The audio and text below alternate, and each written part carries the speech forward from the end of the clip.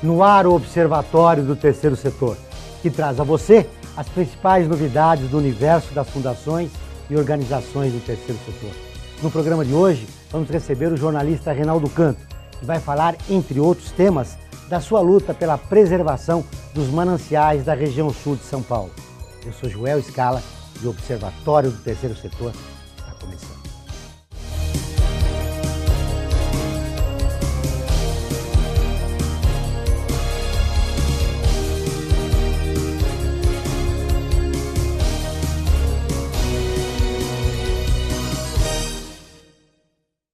E no programa de hoje vamos receber o jornalista Reinaldo Canto. Com 32 anos de profissão, já teve passagem nas principais emissoras de televisão e rádio do Brasil. Atualmente é professor na FAPES, Faculdade Paulista de Pesquisa e Ensino Superior, e colunista da Carta Capital. Tudo bem, Reinaldo? Tudo bem, e você, Joel? É um prazer estar aqui com você e com os telespectadores do Observatório do Terceiro Setor. Obrigado por aceitar nosso convite. Reinaldo, você que é professor universitário e dá aula na área de meio ambiente, você sentiu um avanço desta questão da sustentabilidade na população em geral? Olha, ao aumento das informações que as pessoas recebem, isso tem ocorrido. Mas ele é muito lento em relação ao aumento dos problemas. Portanto, esse nível de informação que as pessoas passaram a ter, elas também estão muito vinculadas às situações que elas começaram a ficar cada vez piores. Como a gente vê a questão das enchentes, mobilidade urbana, a questão do aquecimento global, são coisas facilmente perceptíveis para as pessoas. E aí, quando esse tema é levado para a universidade, para os alunos, né, eles demonstram um certo desconhecimento inicial e depois começam, aos poucos, a já entender e a colocar em prática no seu dia também as lições que são recebidas ali nas conversas que nós temos em sala de aula. Mas ainda não existe uma consciência ideal para a preservação do meio ambiente? Não, ainda há um desconhecimento generalizado muito grande, até do que as pessoas podem efetivamente fazer.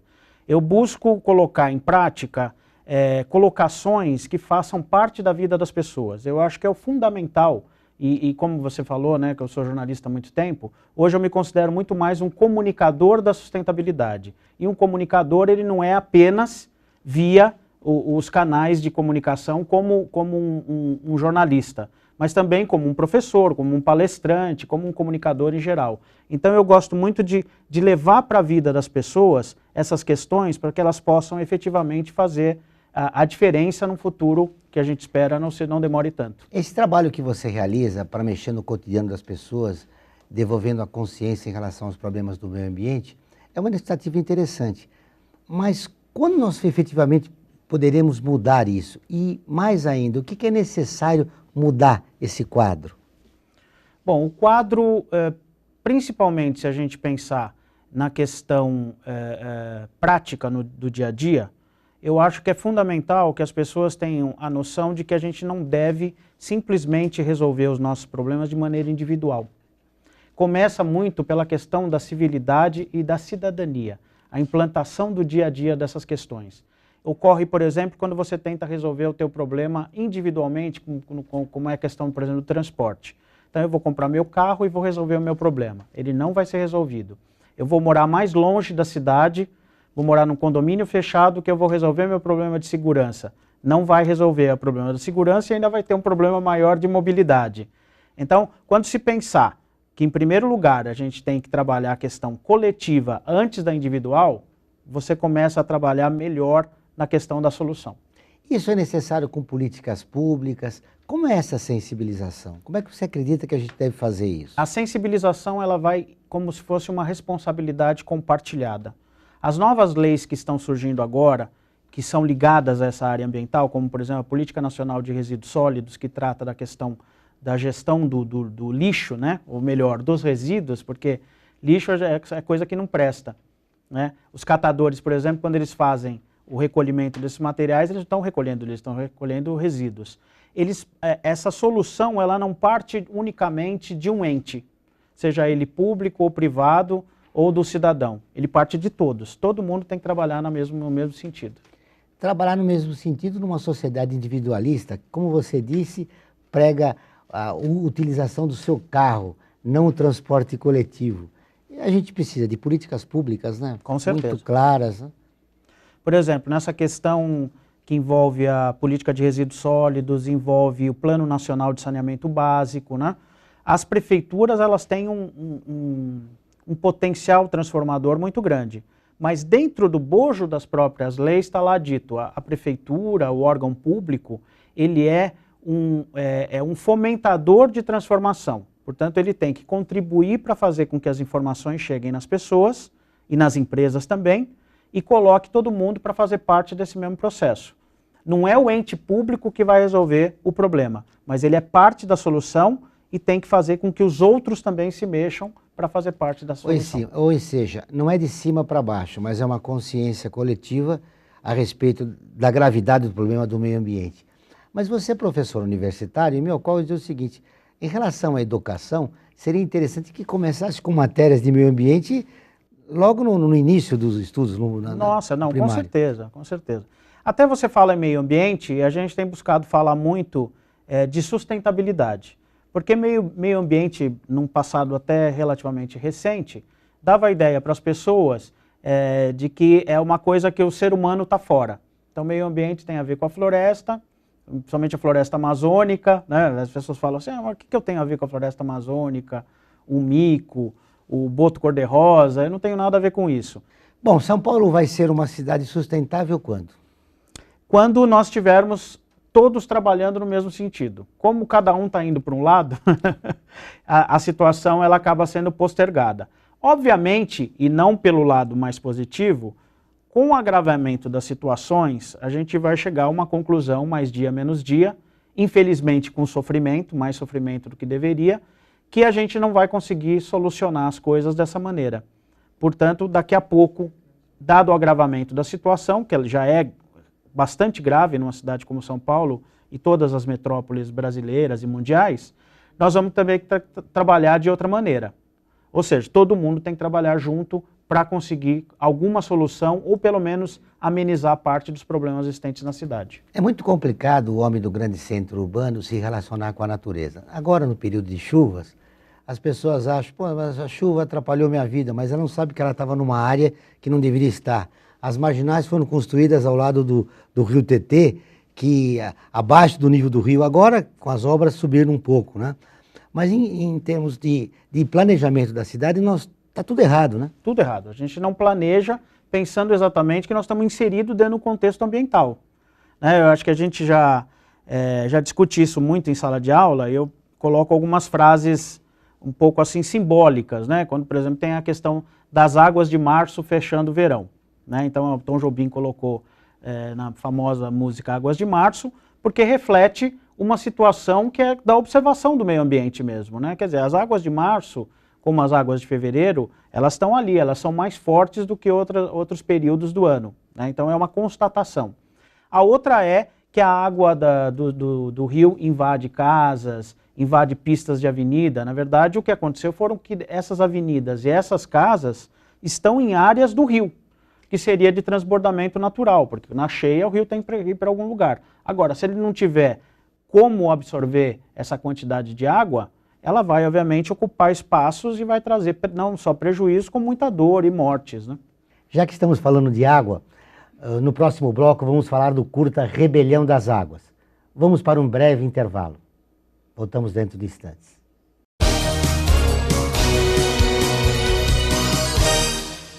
Fundada em 1964, a Fundação Carlos Chagas foi a primeira a unificar as provas de vestibulares de medicina.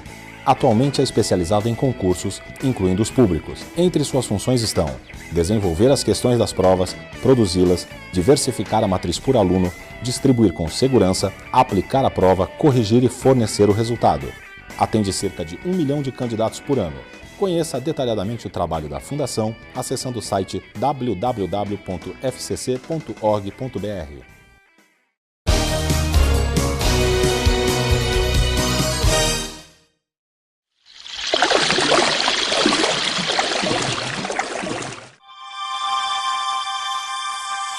Planeta Terra, onde vivemos.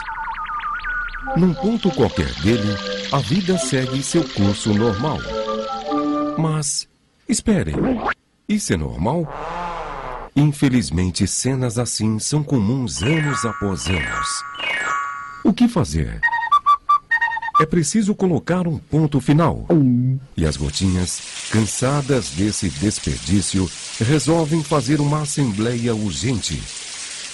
Centenas, milhões de gotinhas decidem se reunir nas nuvens. Todas reclamam.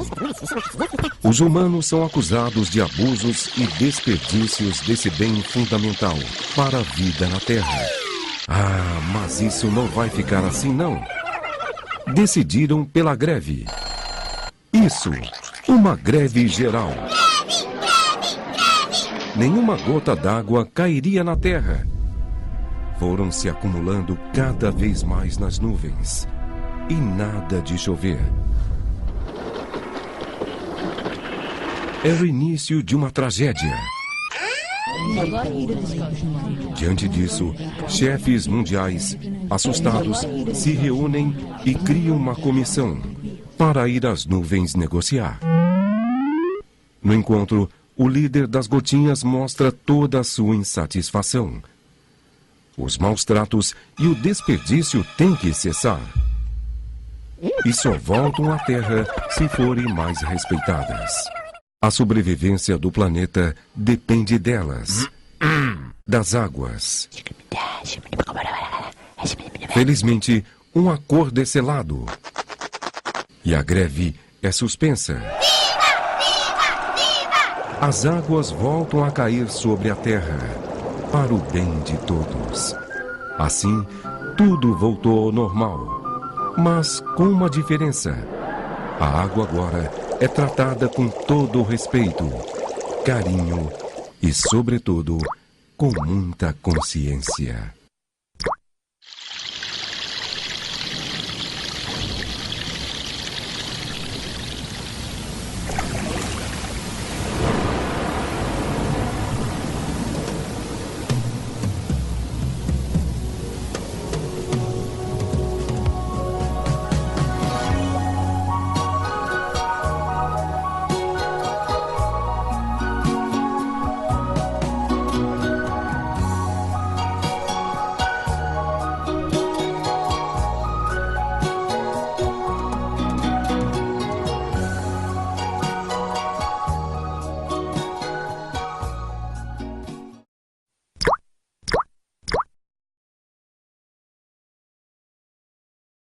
Reinaldo, muito interessante. Conta pra gente como veio essa ideia do curta.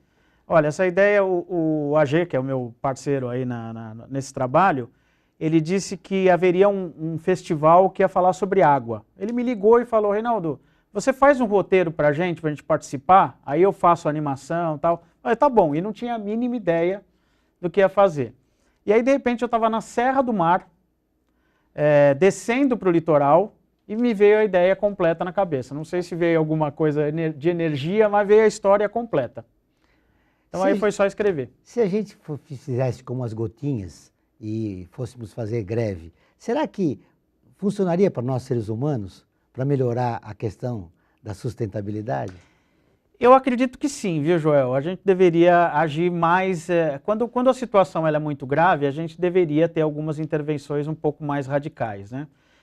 E só voltando na questão de por que surgiu essa ideia, porque eu fiquei sempre muito impressionado pelo petróleo ter a força que tem, e a gente sabe que ele é extremamente importante para toda a evolução humana, ele tem um papel essencial, né, não só como combustível, mas, né, como gerador de energia, mas também na petroquímica, dos produtos farmacêuticos, extraordinário, não discuto a importância do petróleo.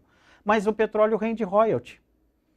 Enquanto lugares em que existem fontes de água, onde propriedades rurais, onde passam os rios, essas pessoas, que sejam propriedades privadas, ou as cidades, as regiões que possuem essas fontes de água, elas não são valorizadas da mesma maneira que um petróleo, eles não recebem royalties, né? Então, isso sempre me chamou muito a atenção. Aí eu pergunto, por exemplo, em palestra ou sala de aula, né? Vamos imaginar uma coisa, se o petróleo acabasse hoje, seria o caos no mundo. Certo? Mas ainda teria solução para a humanidade. Né? Ia ter muito problema, mas teria solução. Se acabasse a água... Acabasse a água, morreu todo mundo. Morreu todo mundo. Então, se você pensar bem, sem tirar a importância do petróleo, jamais a gente poderia tratar a água como se trata. Não só do ponto de vista da macro, mas micro também. Quer dizer, as pessoas têm que ter essa noção da importância que tem esse insumo para a nossa vida, para a nossa sobrevivência, e começar a olhar para ela com a reverência que nós deveríamos ter. Você colocou uma coisa importante, que é a questão da exacerbação da visão mercantilista. Esse é um ponto crucial da sociedade moderna. Como é que a gente resolve isso, Reinaldo? Essa é uma discussão na área ambiental enorme, porque existem aqueles mais radicais que falam assim, o meio ambiente pertence a todos e ele tem um valor enorme para todo mundo, mas ele não pode ser mensurado monetariamente.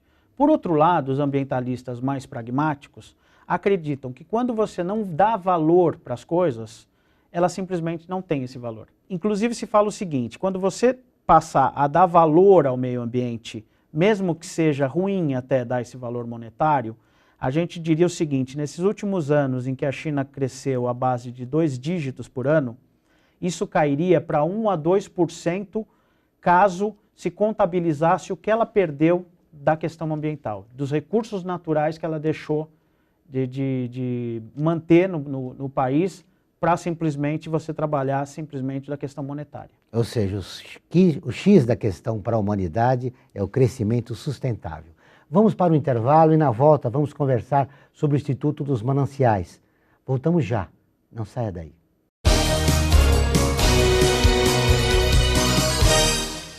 Fundada em 1964, a Fundação Carlos Chagas foi a primeira a unificar as provas de vestibulares de medicina. Atualmente é especializada em concursos, incluindo os públicos. Entre suas funções estão desenvolver as questões das provas, produzi-las, diversificar a matriz por aluno, distribuir com segurança, aplicar a prova, corrigir e fornecer o resultado.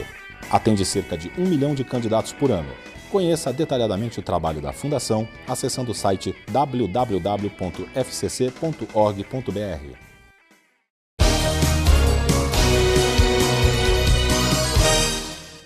Estamos de volta no Observatório do Terceiro Setor. Reinaldo, como é que está o trabalho para a preservação dos mananciais na região sul da cidade de São Paulo?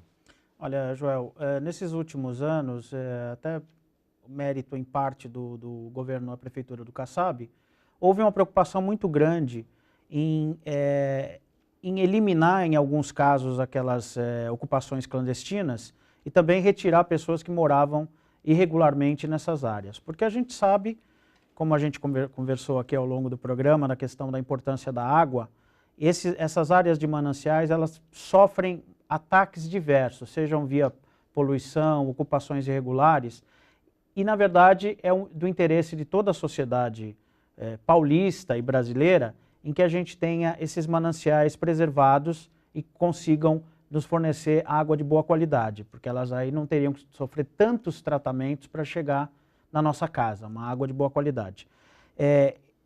Esse trabalho começou a ser feito, mas ele ainda é enorme para ser realmente efetivo, né?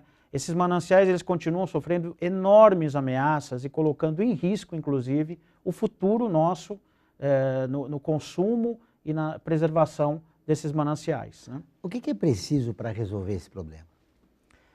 Enormes fiscalizações, conscientização sobre a importância do uso e efetivamente a gente parar com qualquer despejo de esgotos, sejam eles industriais ou domésticos, que ainda ocorrem. Sobretudo na represa Billings, né? A represa Billings é uma represa que já está muitíssimo comprometida, diferente, por exemplo, da Guarapiranga, que ela é relativamente poluída, mas ela ainda tem uma boa possibilidade de salvação, entre aspas, né?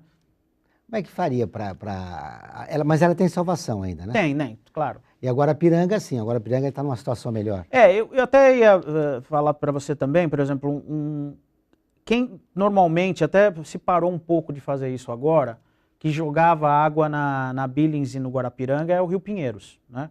Em alguns casos, porque isso não tem sido feito mais com frequência, até porque o Rio Pinheiros está muito poluído, quando há um processo nessa época de chuvas, em que o rio sobe muito, havia a ideia de abrir as comportas e jogar um pouco da água do Rio Pinheiros para Billings e para Guarapiranga. Isso está sendo proibido pela própria CETESB, que diz que é um crime, tem que se ver outra alternativa, né? Aí sempre me colocam uma coisa em relação a tanto às represas como também aos nossos rios, né?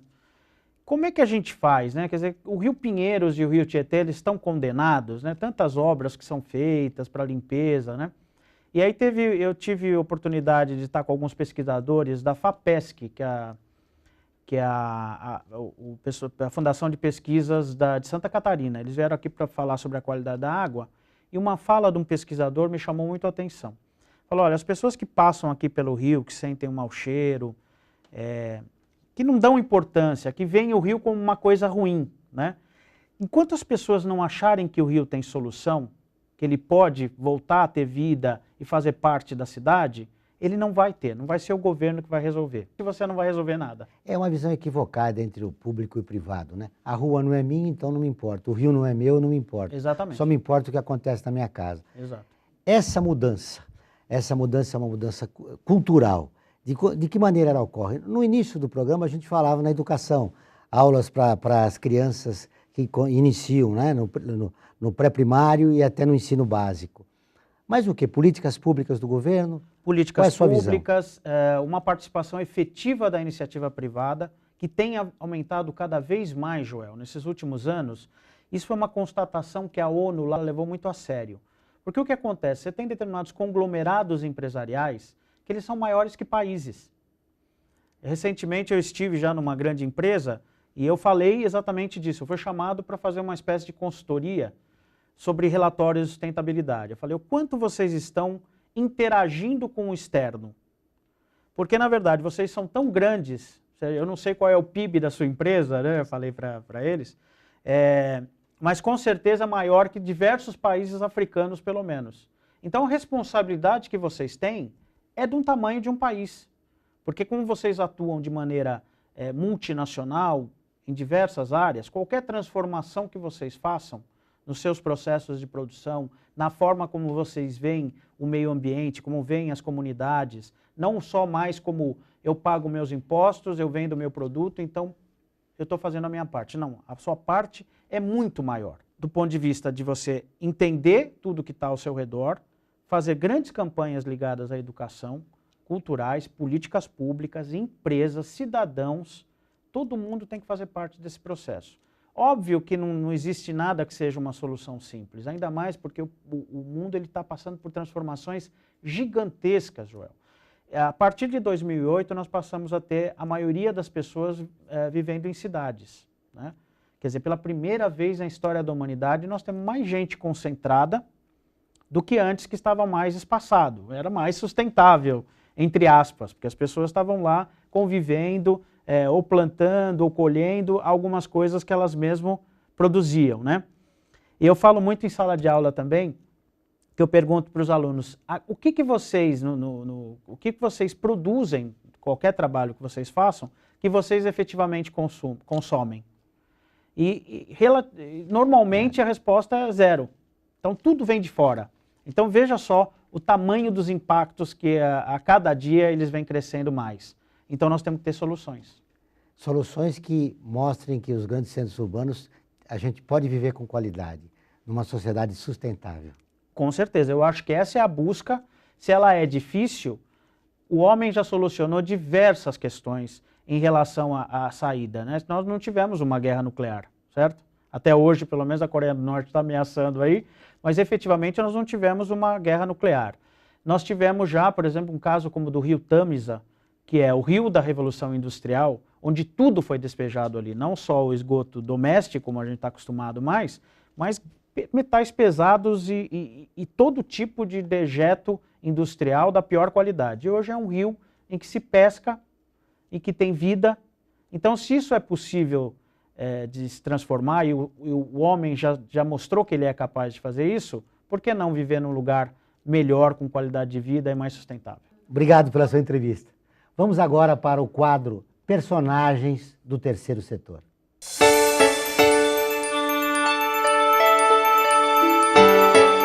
Bom, eu comecei no terceiro setor como voluntário, né? Eu trabalhava com a área comercial, né? E aí eu comecei a me envolver e buscar algo que me trouxesse um prazer de poder ajudar e contribuir para alguma causa. E a causa ambiental sempre foi uma causa muito próxima, sempre fui muito de viajar, ir para o interior. E aí acabei buscando a SOS como uma organização que pudesse desenvolver esse trabalho. Ser voluntário é algo muito gratificante, né? A gente fala muito essa coisa de que a gente está dando, né? Ou a gente está ajudando os outros. E no fundo, a gente está ajudando a nós mesmos, né? A gente faz o bem, mas quem é o maior beneficiado somos nós mesmos. Então isso acho que foi a maior lição que eu aprendi, de poder enxergar as pessoas com um potencial, né? Acho que isso é bacana. Olha, para o terceiro setor eu vejo, primeiro, uma grande solução para as questões sociais do país, né?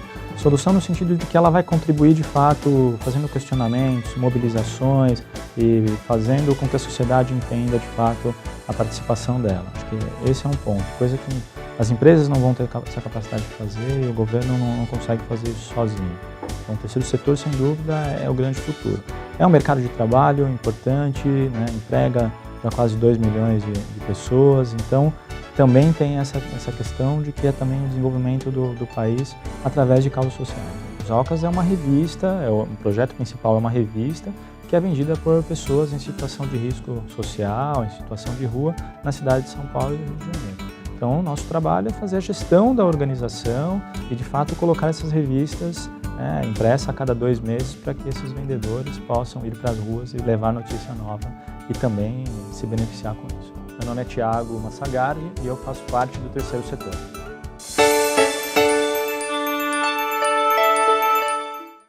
Muito obrigado pela sua entrevista, foi um prazer em vê-lo. Também prazer, Joel. E chegamos ao final de mais uma edição do Observatório do Terceiro Setor. Um programa que trata dos assuntos ligados ao universo do terceiro setor. Espero você aqui, toda semana, participando e ajudando na construção de uma sociedade mais justa e solidária. Obrigado pela audiência.